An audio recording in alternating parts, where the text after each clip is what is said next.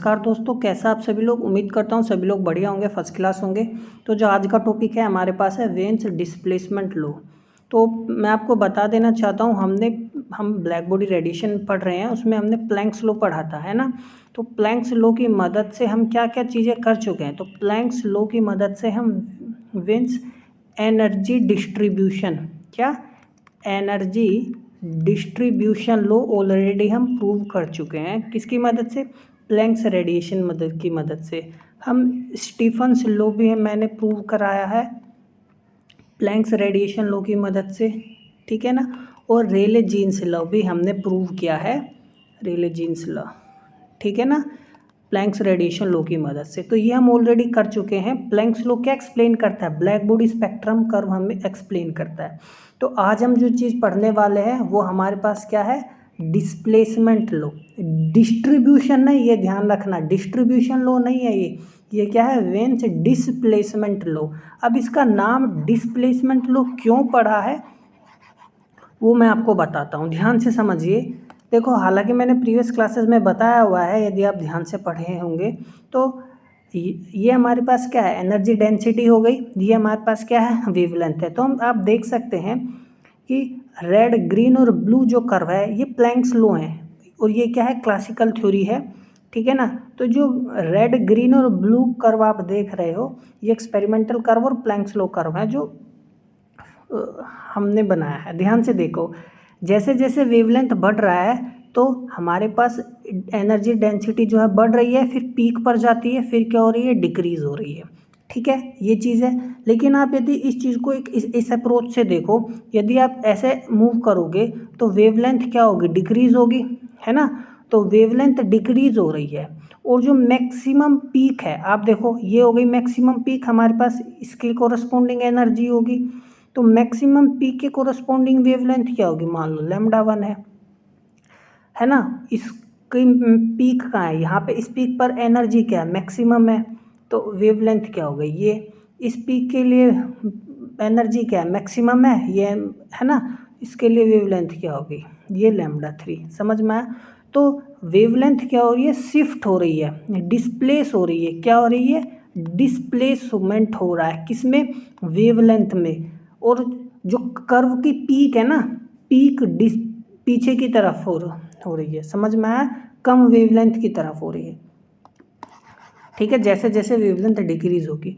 तो इसीलिए यहाँ पर जो वेन्स डिस्प्लेसमेंट लॉ हम देखते हैं, हमारे पास क्या आता है?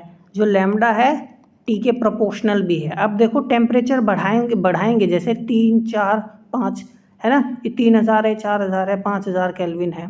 तो टेम्परेचर जैसे बढ़ा, जो हमारे पास है पीक जो कर्व है मैक्सिमम इंटेंसिटी का एनर्जी का, वो शिफ्ट हो रहा है, डिस्प्लेस हो रहा है। तो इसी को हम क्या बोलते हैं? टेम्परेचर बढ़ने से वेवलेंथ क्या हो रही है? कम हो रही है, ठीक है ना, मैक्सिमम कर्व। तो इसी को हम बोलते हैं वेन्स डिस्प्लेसमेंट लॉ। बी क्या हो गया हमारे पास? कांस्टेंट हो गया। ये मैक्सिमम वेवलेंथ इसलिए कहा गया है क्योंकि इस वेवलेंथ पर एनर्जी हमारी क्या है? मैक्सिमम है, आप देख सकते हो, ठीक है ना। हर टेम्परेचर के लिए एनर्जी क्या है? मैक्सिमम है। तो यही हमें प्रूव करना है, इसे ही हम क्या करेंगे? प्रूव करेंगे। तो आइए करते हैं, ठीक है ना। तो प्लैंक रेडिएशन लॉ की मदद से हम वेन डिस्प्लेसमेंट लॉ प्रूव करेंगे। तो प्लैंक रेडिएशन लॉ हमारे पास क्या होता है वेवलेंथ की टर्म्स में? ये होता है, ठीक है। अब ध्यान से इस बात को यदि आप नोट करो, गौर से देखो, एट मैक्सिमम पीक, है ना, मैक्सिमम कर्व पर, है ना, ये एनर्जी डेंसिटी हो गई मेरे पास, वेवलेंथ हो गया। तो देखो, एट मैक्सिमम पॉइंट जो स्लोप होगा, है ना, यानी change in energy density with respect to wavelength क्या आना चाहिए? 0, क्योंकि at peak, at maximum curve, है ना, मैक्सिमम पॉइंट पर क्या है? स्लोप 0 है। इसी कंसेप्ट का हमने इस्तेमाल करना है, ठीक है। तो to find wavelength at which energy density is maximum, जिस वेवलेंथ पर एनर्जी डेंसिटी क्या हो? मैक्सिमम हो, वो हमें कब मिलेगा? जब हमारे पास जो एनर्जी डेंसिटी का हम डिफ्रेंशिएशन करेंगे ना विद रिस्पेक्ट टू वेवलेंथ, वो क्या आना चाहिए?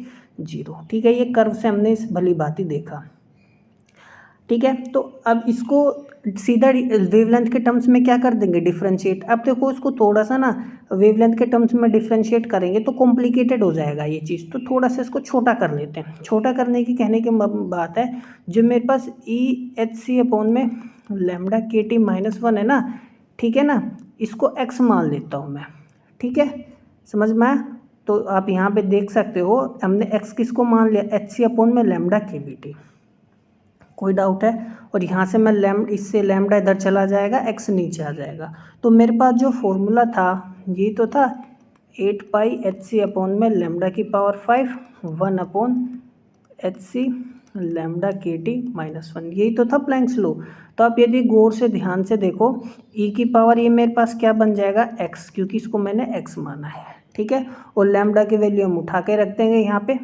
तो लैम्डा की वैल्यू जब इसमें रखेंगे तो यहाँ पे तो क्या बनेगा, एच सी अपॉन में एक्स की टी की पावर में ये हमारे पास क्या आएगा 5, और एक्स के टी ऊपर चला कि आप देख सकते हो के बी टी है ना, के बी टी की पावर 5 ऊपर चला जाएगा, एक्स की पावर 5 ही आ गया, समझ में आया, ठीक है। ये सिंपल है, ज़्यादा टफ नहीं है।